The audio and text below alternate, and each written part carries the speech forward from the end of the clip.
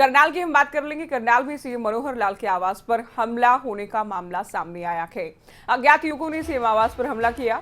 Bike सवार युवकों ने सीएम आवास पर पत्थरबाजी की है। पथराव के बाद दरअसल बाइक सवार फरार भी हो गए हैं। मामला दर्ज कर लिया गया है। मामले में जांच जारी। और इसे देखिए, बड़ी लापरवाही और सुरक्षा में चूक के तौर पर भी देखा जा सकता है कि सीएम आवास के आसपास लोग बाइक पर सवार होकर पहुंचे भी हैं। पथराव भी किया गया है, पत्थरबाजी की गई है और उसके बाद बड़ी आसानी से फरार भी हो गए थे। तो करनाल की तस्वीरें आपके सामने। सीएम आवास पर हमला किया गया है। अज्ञात युवकों ने इस घटना को अंजाम दिया है। बाइक पर सवार होकर आए थे, बड़ी आसानी से पत्थर फेंककर फरार भी हो गए। अब पुलिस का रटा रटाया बयान, जांच जारी है, जल्द ही गिरफ्तारी की जाएगी। तो देखिए किस तरह के हौसले बुलंद हैं बदमाशों के। किसी आवास पर पथराव किया गया है, पत्थर फेंके गए हैं। तस्वीरें आप देखिए। हिमांशु नारंग हमारी संवाददाता फोन लाइन पर थे। हिमांशु, किस तरह का ये मामला है और मामले से जुड़ी क्या कुछ जानकारी अब तक?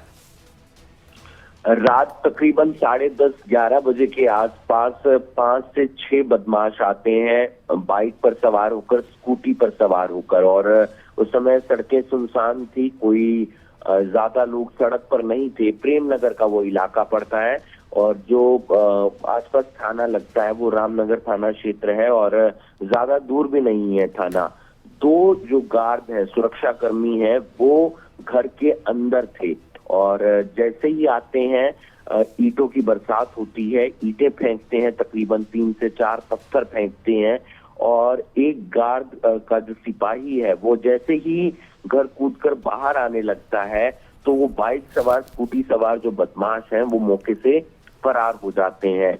ऐसा भी हो सकता है कि उन्होंने शराब पी रखी हो या उन्होंने कोई सूखा नशा कर रखा हो, क्योंकि रामनगर प्रेम नगर का जो इलाका है वहां पर पहले ही भी ऐसी बहुत खबरें आई हैं कि नशा घरों में बिकता है और बहुत सारे लोग जो हैं वहां पर नशा करके इस तरीके से हुड़दंगबाजी या बदमाशी भी करते हैं। तो फिलहाल पुलिस भारी संख्या में उसके बाद वहां पर तैनात कर दी जाती है। भारी संख्या में लोग वहां पर इकट्ठे हो जाते हैं कि लोगों में एक हलचल पैदा हो जाती है, सनसनी फैल जाती है कि सीएम के घर पर अगर कोई इस तरीके से पथराव कर सकता है तो हमारी अगर किसी के साथ खासोनी पहले हुई है या नहीं भी हुई है तो हमारे साथ भी इस तरीके का बर्ताव हो सकता है। फिलहाल सीसीटीवी फुटेज खंगाले गए हैं आसपास के। एक कमी ये भी है कि सीएम आवास पर सीसीटीवी फुटेज नहीं लगा हुआ है। ये वाकई हैरान करता है। ये बहुत बड़ी बात है कि सीएम आवास के बाहर के सीसीटीवी कैमरे नहीं। हिमांशु, बिल्कुल बहुत बड़ी बात है कि अगर सीएम आवास पर सीसीटीवी फुटेज होते तो वो जिस तरीके से पत्थर फेंक रहे हैं या जहां पर आकर वो रुके हैं वो चेहरे बिल्कुल साफ तौर पर कैमरे में कैद हो जाते। अब जो सीसीटीवी फुटेज मिल रहा है वो आते हुए नजर आ रहे हैं, जाते हुए नजर आ रहे हैं। हालांकि उससे भी पुलिस को मदद जरूर मिलेगी, लेकिन अगर सीएम आवास पर सीसीटीवी कैमरा लगा होता तो उससे और ज्यादा आसानी होती पुलिस को। हालांकि उन सीसीटीवी फुटेज के जरिए 1-2 लोगों को हिरासत में जरूर लिया है, पूछताछ जारी है। हिमांशु, देखिए इस तरह की घटना को अंजाम देने का क्या मकसद है? ये हालांकि जांच का विषय है, लेकिन इतना जरूर साफ है कि ये संदेश देने का प्रयास है कि कोई डर नहीं कानून का। बिल्कुल, इस तरीके की वारदातें पहले भी कई बार देखने को मिली हैं। करनाल में कभी लूट की वारदातें या कभी चोरी की वारदातें, डकैती की वारदातें या इस तरीके के जो लड़ाई झगड़े होते हैं उनकी वारदातें जरूर देखने को मिलती हैं और रोजाना हम ये खबरें दिखाते भी हैं। और रात तकरीबन 10:30 बजे के आसपास की बात हुई है जब 2 गार्ड आराम से अपनी ड्यूटी दे रहे थे। 24 घंटे की ड्यूटी रहती है, उसके बाद ड्यूटी चेंज हो जाती है।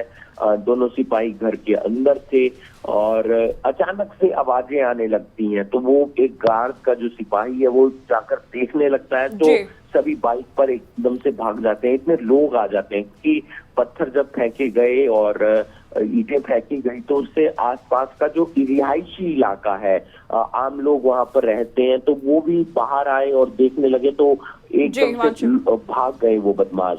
तो पुलिस लगातार जांच कर रही है मामले की और साथ ही साथ भारी संख्या में पुलिस बल भी वहां पर तैनात कर बिल्कुल, दिया बहुत गया है। शुक्रिया हिमांशु नारंगी, पूरी जानकारी आपने दी। तो जल्द ही आरोपियों को गिरफ्तार कर लिया जाएगा, ये पुलिस का दावा है। करनाल से ये बड़ी खबर आपको बताई।